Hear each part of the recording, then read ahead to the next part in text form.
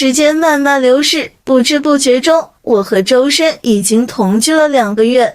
因为工作的原因，我和他自然也是聚少离多。每天晚上我们都会视频聊天，即使只有几分钟，我也会感到浓浓的幸福充斥在我的心间。今天晚上，我依旧坐在书桌前，处理些工作上的问题。我抬头看看了时间，23点46分，已经很晚了啊，不知道他有没有结束工作呢？一定很辛苦吧？我在心里想到，好想见他一面。我一想到我们2个月几乎没见过面，委屈和思念的心绪就涌上心头，愈加强烈。叮叮，这时视频通话的提示音响起，我赶快深吸一口气，努力平复自己的心情，扬起笑脸接通了电话。喂，你结束工作了？我提高音调首先问道，因为我不想露出马脚。对的，你的工作结束了没有啊？他在镜头那边笑得很开心，看背景，他在车上，我这边也刚结束，你说巧不巧？我们是不是心有灵犀啊？哈哈哈哈哈，一定是的，他狠狠地点起头，噗哈哈哈哈哈哈哈，我被他可爱的动作逗笑了，你好可爱啊，宝，嘿嘿嘿，可是我好想你啊，宝贝儿。周深的语气突然软下来，用他黑葡萄般的大眼睛看着我。我一愣，心中涌上点点苦涩。我也非常想你啊，我在心里想到。但即便如此，我还是尽量保持微笑。那没办法呀，因为你工作的特殊性，我们能见面的机会就变少了呀。我用温柔的语气，似乎是在安慰他。那好吧，他委屈地说道。要是我可以放假该多好啊，我就可以好好陪着你了。我们可以去旅游，可以去看电影，可以去。周深在电话那边说着，脸上满是对未来的期待，说的假期规划，每一条都与我有关。我静静听着他说话，心中又幸福又委屈。他所提到的每一个关于我的小细节，都把我的委屈与思念无限放大。最后汇聚成点点酸楚涌上鼻尖。他注意到我一言不发，停了下来，直直地看着我。宝贝儿，你怎么不说话呀？他问道。啊，没事没事，我在听你说呢。我吸了吸鼻子，压着微抖的声音说，真的吗，宝贝儿？我感觉你好像不太开心啊。他眉头微皱，一副不信的样子看着我。你要是不开心就跟我说呀。周深有些着急，语气慌乱地安慰着我。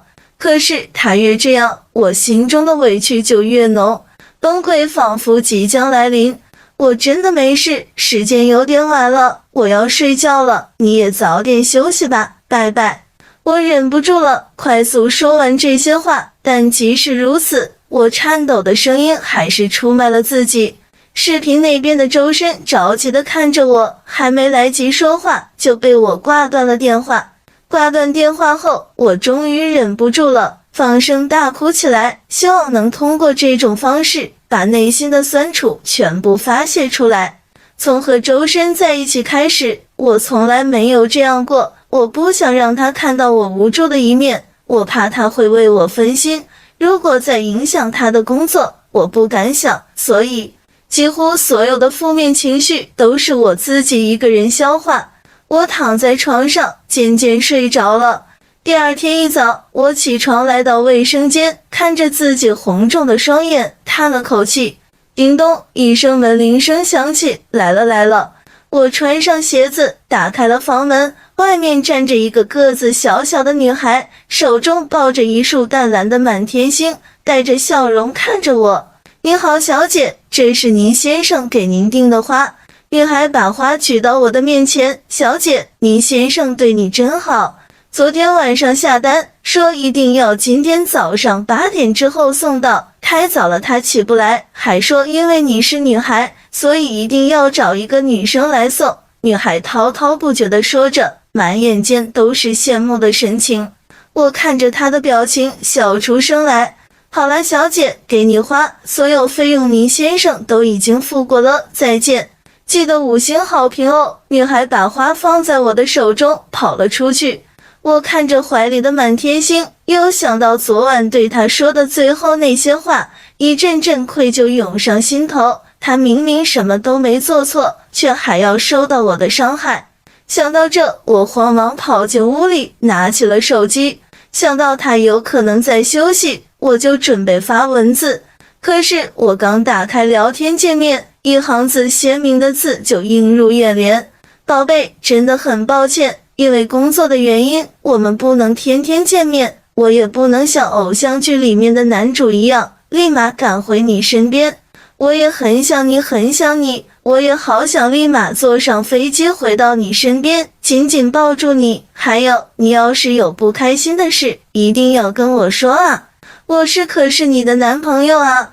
时间真的不多了，我要赶飞机，给你买了一个礼物，记得查收哦，拜拜。我愣住了，心中的情绪难以平复，我反反复复看了好遍，眼睛也渐渐模糊。不知道过了多久，叮，信息提示音传来，我擦了擦眼泪，拿起手机。我现在到地方了，小懒猪有没有起床呢？